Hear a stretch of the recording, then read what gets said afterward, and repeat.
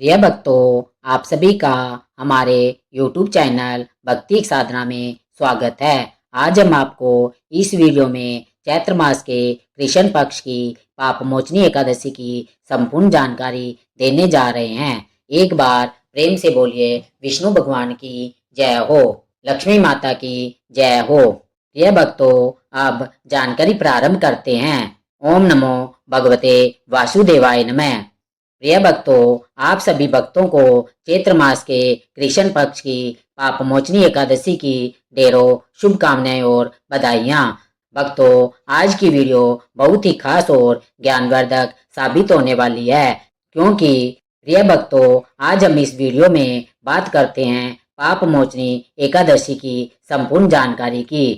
पाप मोचनी एकादशी अर्थात पापों से मुक्ति देने वाली एकादशी होती है।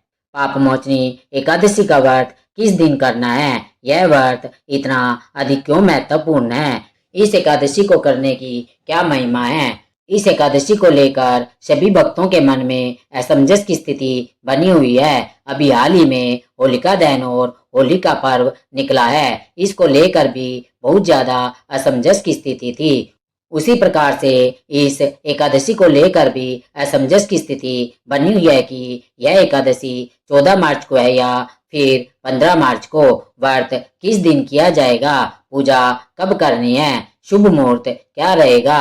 भक्तों, शास्त्रों में पद्म पुराण में क्या लिखा है, भगवान श्री कृष्ण क्या कहते हैं, इस एकादशी के विषय में कैसे यह व्रत करना चाहिए, इस व्रत की विधि क्या है, इस व्रत के नियम क्या है, पूजा कैसे करनी है, इस व्रत की शुरुआत कहाँ से हुई है और किसने इस व्रत को किया है, क्या इस व्रत को करने से उद्धार होता है और इस व्रत का पालन कब करना चाहिए। इस प्रकार से संपूर्ण जानकारी एकादशी के विषय में, आने वाली एकादशी के विषय में आपको प्रदान की जाएगी। साथ ही आपको कुछ ऐसी विशेष गलतियों के बारे में भी बताया जाएगा जो कि भूल कर भी इस एकादशी के दिन नहीं करनी चाहिए। और इसी के साथ हम यह भी जानते हैं कि एकादशी व्रत पारण में क्या खाना है, क्या नहीं खाना है, संपूर्ण जानकारी आपको प्रदान की जाएगी। इसलिए आप सभी इस वीडियो को पूरा देखना, तभी आपको संपूर्ण जानकारी प्राप्त होगी। जानकारी प्रारंभ करने से पहले आपसे निवेदन है कि वीडियो यदि आपको थोड़ा भी उपयोगी लगे तो हमारे चैनल भक्ति एक साधना को सब्सक्राइब करें और लाइक करें। अपने व्रत की सफलता के लिए और भगवान श्री कृष्ण और नारायण का आशीर्वाद प्राप्त करने के लिए कमेंट बॉक्स में अवश्य लिखिए जय श्री हरि, ओम नमो भगवते वासुदेवाय नमः। हमारे चैनल पर हम आपको एकादशी के साथ साथ सभी हिंदू धर्म की जानकारी प्रदान करते हैं। पंचांगों के आधार पर और ज्योतिषों के आधार पर कौन सी तिथि कब है, व्रत आदि कब करना है, क्या विधि है, क्या नियम है, क्या गलती नहीं करनी है। यदि आप सभी व्रत और त्योहारों की सही जानकारी पाना चाहते हो तो कृपया हमारे चैनल भक्ति एक साधना को सब्सक्राइब कीजिए और बेल आइकन को प्रेस कीजिए। जब आप सब्सक्राइब का बटन दबाएंगे तो वहां पर एक घंटी का निशान जरूर दबाइए, ताकि हमारी आने वाली नई वीडियो के नोटिफिकेशन आपको आसानी से प्राप्त होते रहेंगे। आपके इधर उधर भटकने की जरूरत नहीं पड़ेगी। तो चलिए भक्तों, आपका ज्यादा समय बर्बाद ना करते हुए जानकारी प्रारंभ करते हैं और बात करते हैं आने वाली पाप मोचनी एकादशी की।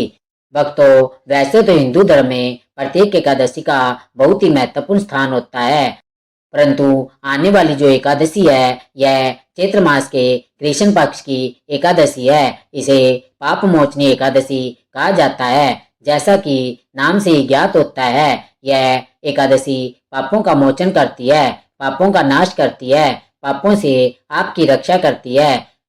पाप के कारण जो आपके साथ अनुचित हो सकता है उससे आपको बचाती है, इसलिए यह पाप मोचनी कही जाती है। भक्तों, इस एकादशी के विषय में बताते हुए भगवान श्री कृष्ण कहते हैं महाराज युधिष्ठिर से कि हे राजा, इसके विषय में चक्रवर्ती नरेश मानदाता के पूछने पर लोमस ऋषि ने जो बताया था वह मैं तुमसे सुनाता हूँ।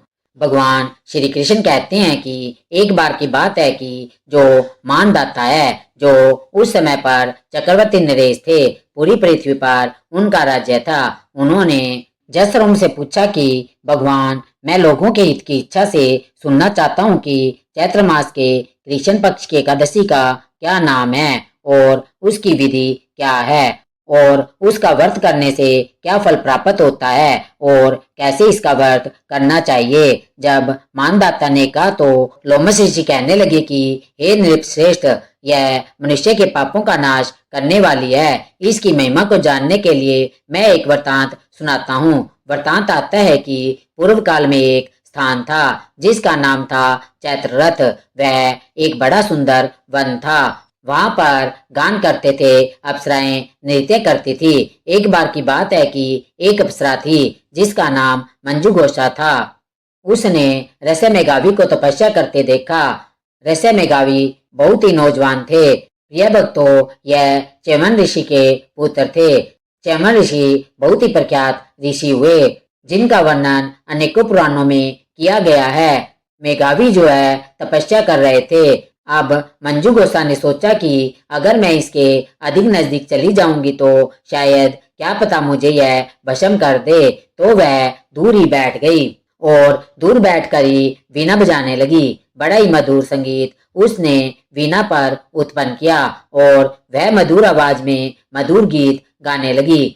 मुनि श्रेष्ठ मेघावी जो है घूमते हुए उस ओर आगे बढ़े जहाँ पर मंजू घोषा यह वीणा बजा रही थी और गा रही थी, क्योंकि उसकी जो वीणा बजाने की शैली थी और जो गाना था वह बड़ा ही आकर्षक था। इससे मेघावी ऋषि उसकी ओर खींचे जा रहे थे।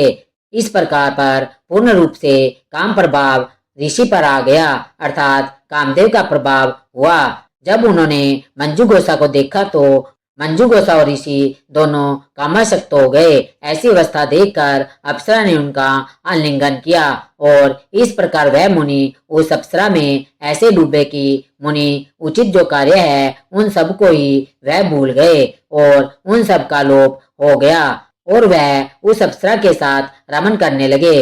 और दिन ही नहीं वर्ष भी व्यतीत हो गए, उन्हें कोई सुधि नहीं आई। तब एक दिन उस अप्सरा ने कहा कि अब मुझे जाना चाहिए। तब मेघावी ने कहा कि देवी, जब तक सवेरे की संध्या ना हो जाए तब तक मेरे पास ही ठहरो। यह सुनकर अप्सरा कहने लगी कि हे विप्रवर, अब तक ना जाने कितनी संध्या चली गई। मुझ पर कृपया करके बीते हुए समय पर विचार कीजिए कि हे विप्रवर, यह आप कह रहे हैं कि संध्या हो जाए, शाम की है, एक दिन की नहीं, ना जाने कितनी संध्याएं ऐसी आई और चली गई। आप स्वयं एक बार गिनिए तो सही। तो अप्सरा की बात सुनकर मेघावी जो है वह आश्चर्यचकित हो उठे। उस समय उन्होंने बीते समय का हिसाब लगाया तो उन्हें ज्ञात हुआ कि उस अप्सरा के साथ रमन करते हुए उन्हें 57 वर्ष व्यतीत हो गए और जैसे ही उन्हें इसका एहसास हुआ 57 वर्ष व्यतीत हो गए हैं, उन्हें क्रोध आया और वे मंजू घोषा से बोले, अरे दुष्टा, तुम तो मेरी तपस्या का विनाश करने वाली हो। तुमने तो मेरी सारी तपस्या का विनाश ही कर दिया है। मैंने इतने वर्षों में जो तप अर्जित किया था तुमने सब भ्रष्ट कर दिया है। उन्होंने उस अप्सरा को श्राप दे दिया कि जाओ और जाकर पिशाचनी हो जाओ। जब मेघावी ने कह दिया कि तुम यहाँ से जाओ और पिशाचनी हो जाओ तो वह तुरंत पिशाचनी को प्राप्त हो गई।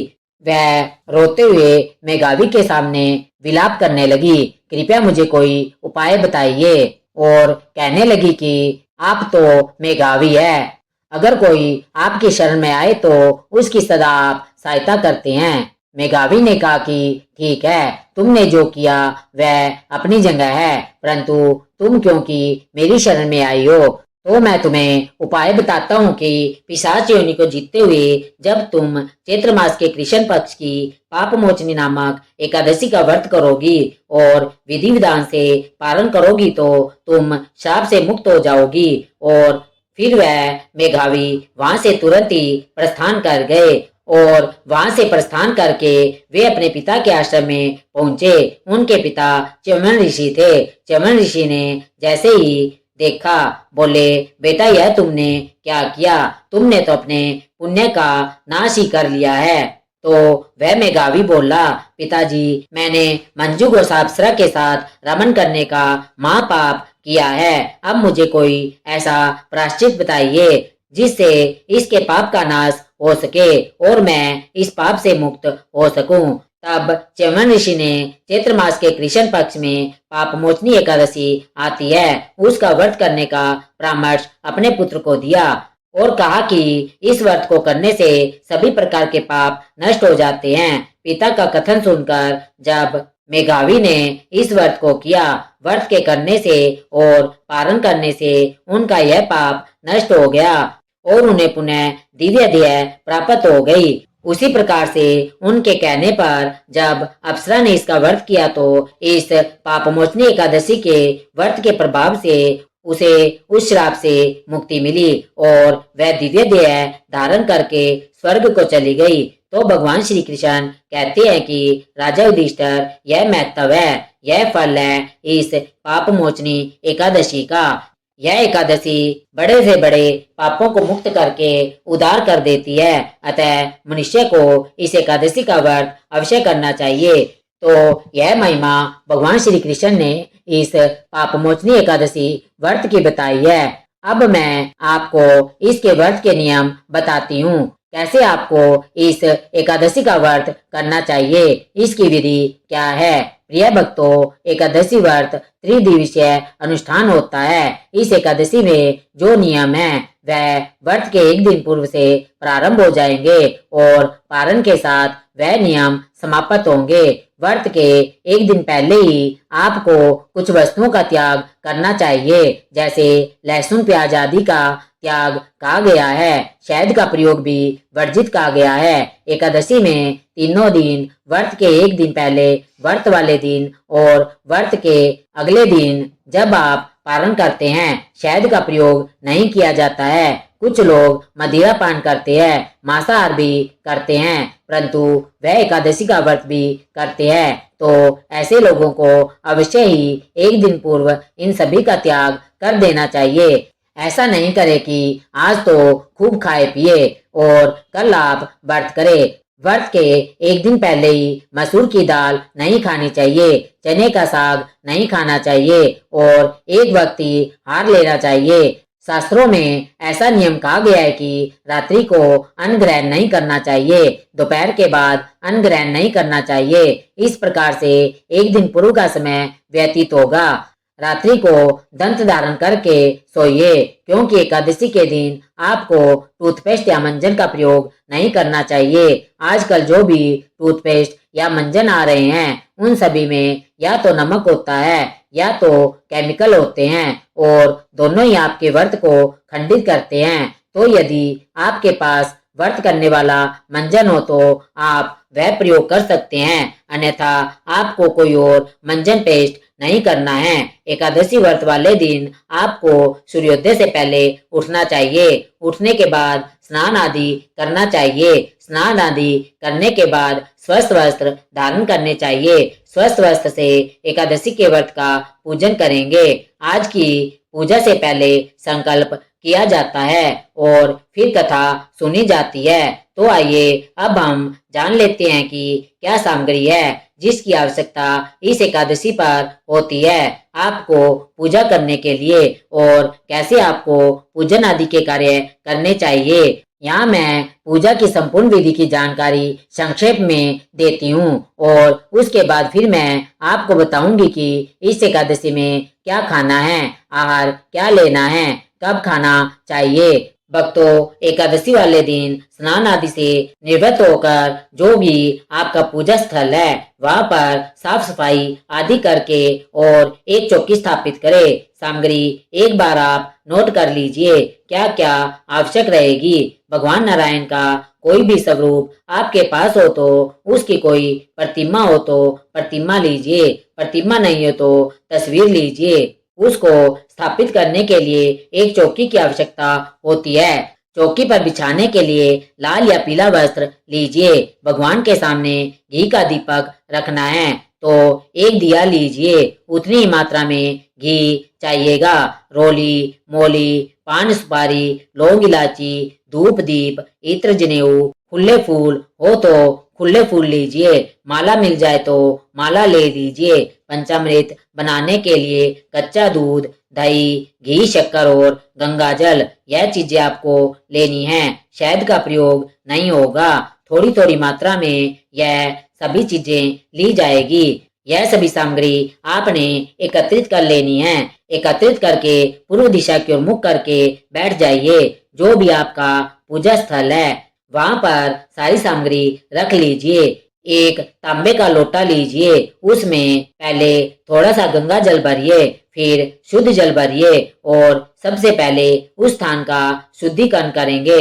फिर सामग्री का शुद्धिकरण साथ के साथ करेंगे, क्योंकि यह सामग्री आप तक आने से पहले ना जाने कितने हाथों से होकर निकलती है, कौन किस अवस्था में था, इसलिए इसका शुद्धिकरण आवश्यक होता है। भगवान को अर्पित करने से पहले लोटे में जो जल भरा है फूल के माध्यम से उस जल के छिंटे इस पूरी सामग्री के ऊपर दीजिए और उस स्थान पर जहां आपने पूजा करनी है वहां भी जल के छिंटे दीजिए और इस मंत्र का जाप कीजिए।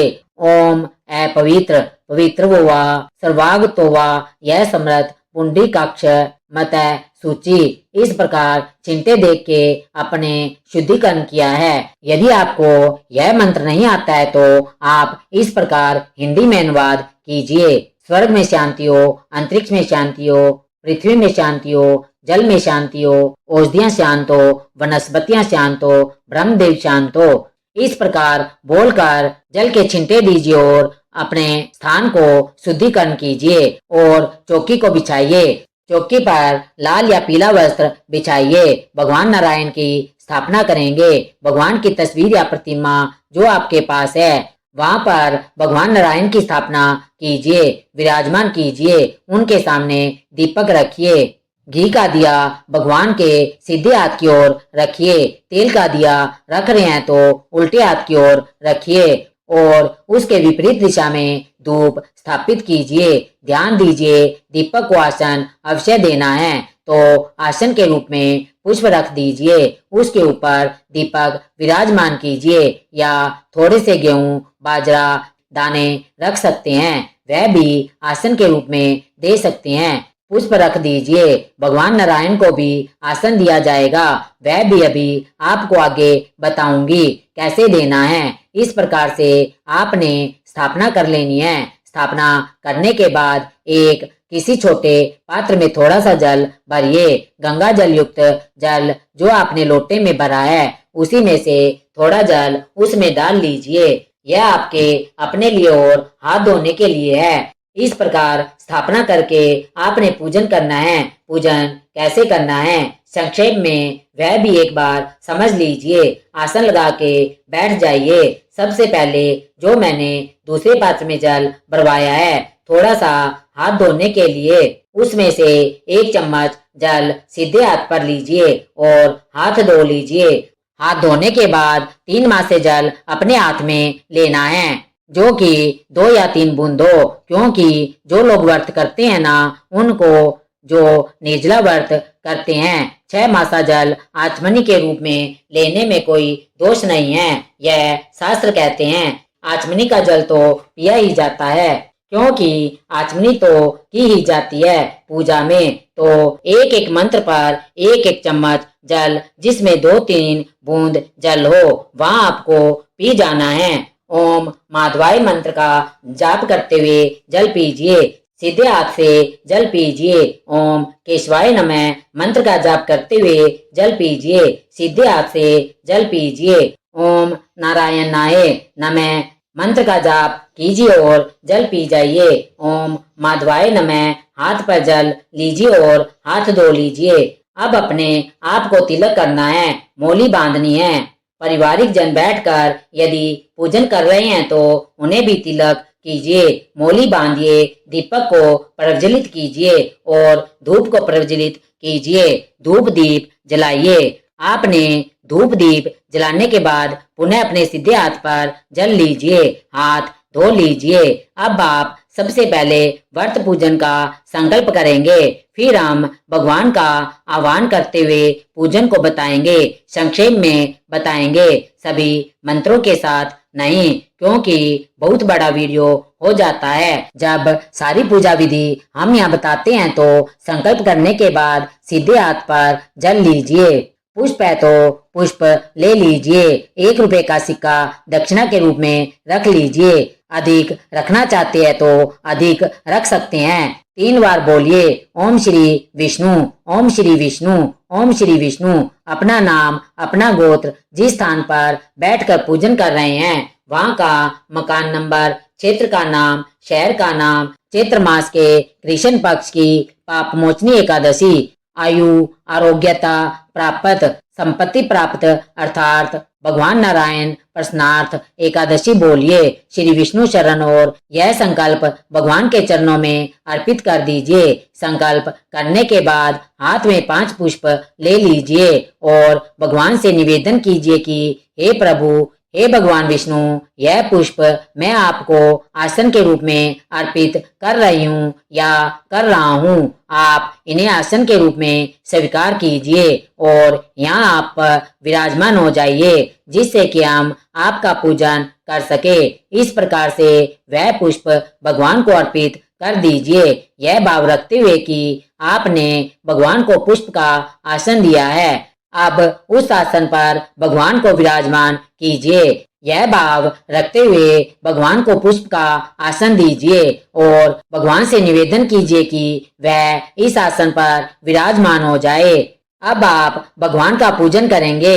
पूजन करने के बाद सबसे पहले भगवान को उपाध्याय, फिर अर्घ्य, फिर आचमनी कराएंगे, स्नान कराएंगे, फिर पंचामृत से स्नान कराएंगे, पुनः शुद्ध जल से स्नान कराएंगे। उसके बाद वस्त्र के रूप में मौली का टुकड़ा तोड़कर भगवान को अर्पित कीजिए। इत्र लगाइए। इत्र को फूल पर लगाकर अर्पित कर सकते हैं। तिलक लगाइए। भगवान को तिलक लगाकर फूलों की माला अर्पित कीजिए। फूल, माला, पुष्प आदि अर्पित करने के बाद भगवान को धूप दिखाइए, दीप दिखाइए और नैवेद्य के रूप में भोग अर्पित कीजिए। भगवान को भोग अर्पित कीजिए। भोग में आप मिठाई अर्पित कर सकते हैं, ऋतु फल अर्पित कर सकते हैं। आम का समय आ गया है। अगर आपके यहाँ आम उपलब्ध है तो भगवान को आम का भोग अर्पित कीजिए, या आप मिश्री, पतासा जो आपके पास है वह अर्पित कीजिए। भोग अर्पित करने के बाद आचमनी कराइए। 1 चम्मच जल लीजिए। भगवान को आचमनी के रूप में अर्पित कीजिए। आचमनी के बाद भगवान को पान का पत्ता अर्पित किया जाता है, जिसे तांबुल फल भी कहते हैं। उस पर 2 लौंग, 2 इलायची, 1 सुपारी रखिए और भगवान को अर्पित कीजिए। शुभ दक्षिणा, जो भी दक्षिणा आपको अर्पित करनी है वह दक्षिणा अर्पित कीजिए और हाथ जोड़कर भगवान को नमस्कार कीजिए। इस प्रकार से आपने आज के दिन की पूजा करनी है। यह पूजा करने के बाद अब आपने एकादशी की कथा सुननी है। कथा सुनने के बाद विष्णु सहस्त्र नाम का पाठ करना है और फिर भगवान की आरती करनी है। आरती करने के बाद फिर आप नियमों के अनुसार दिन को व्यतीत करेंगे।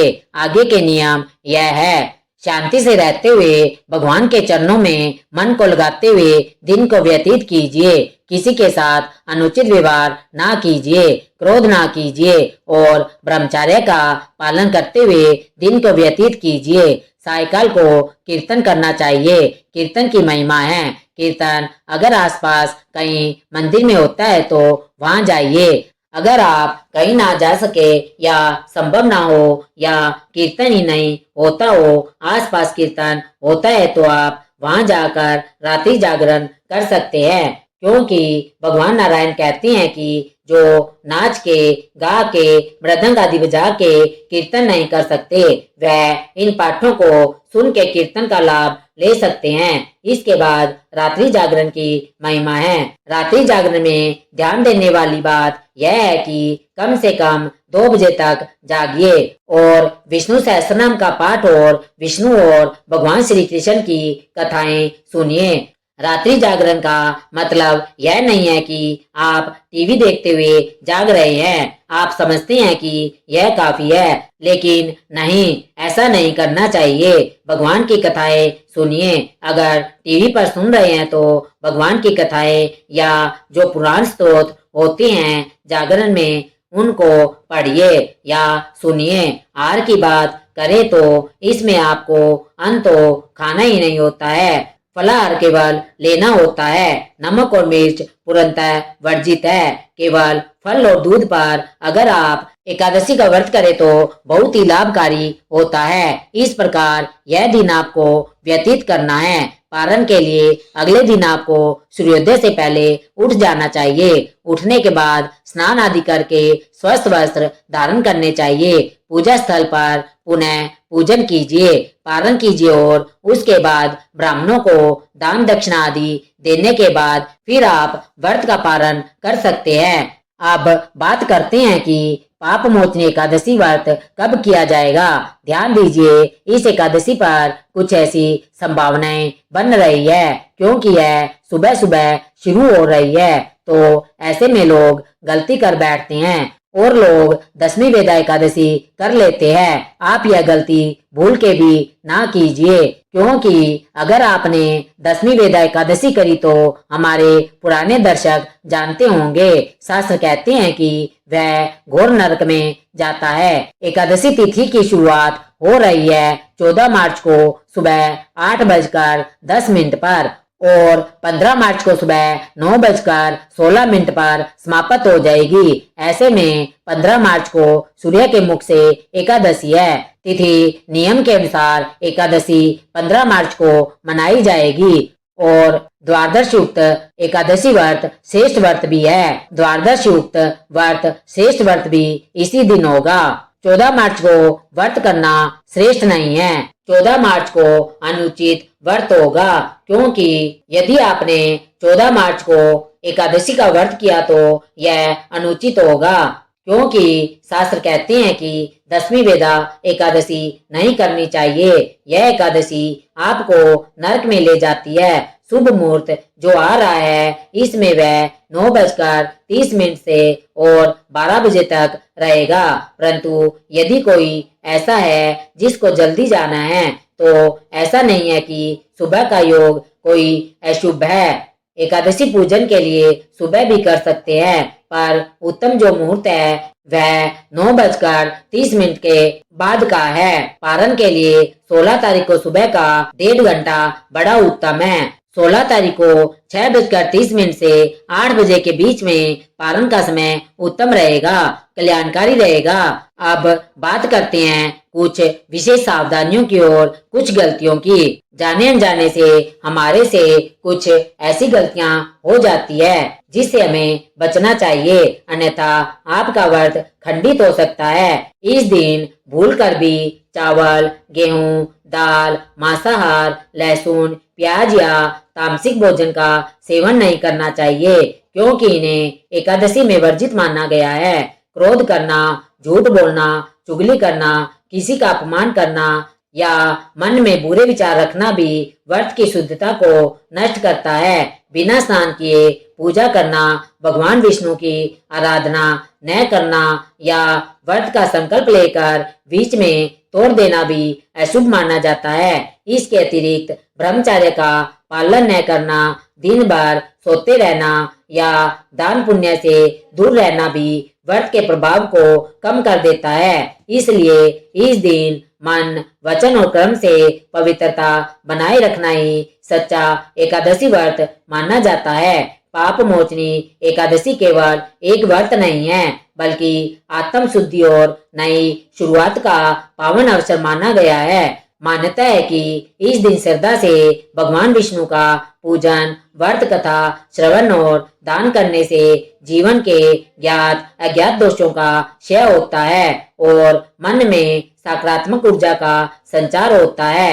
यह एकादशी हमें सिखाती है कि केवल उपवास ही नहीं, बल्कि अपने विचारों, व्यवहार और शब्दों को भी पवित्र रखना आवश्यक है, तभी व्रत का सच्चा फल प्राप्त होता है। जो भक्त सच्चे मन से प्रभु का स्मरण करते हैं उनके जीवन में अटके हुए कार्यों में गति आती है और मानसिक शांति प्राप्त होती है। इसलिए इस पावन दिन पर आप भी संकल्प ले कि बुरे विचारों, क्रोध और नकारात्मकता को त्याग कर धर्म और सदाचार के मार्ग पर चलेंगे। यदि आपको यह पवित्र जानकारी उपयोगी लगी हो तो वीडियो को लाइक अवश्य करें ताकि यह संदेश अधिक से अधिक लोगों तक पहुंच सके।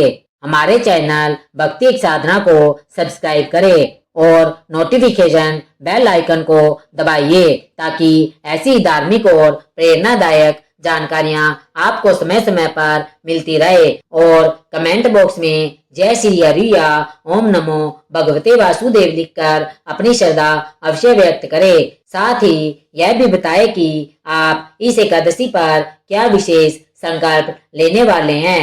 आपके एक लाइक, एक कमेंट और एक सब्सक्राइब से हमारा उत्साह बढ़ता है और हम आपके लिए ऐसी ही आध्यात्मिक जानकारी लाते रहेंगे। हमारी इस वीडियो को अपने मित्रों और अपने रिश्तेदारों के साथ ज्यादा से ज्यादा शेयर करना, जिससे वे एकादशी के महत्व को समझ सके और एकादशी के नियमों का विधिवत पालन कर सके। हमारी वीडियो को अंत तक देखने के लिए बहुत बहुत धन्यवाद। एक बार प्रेम से बोलिए लक्ष्मी नारायण भगवान की जय हो।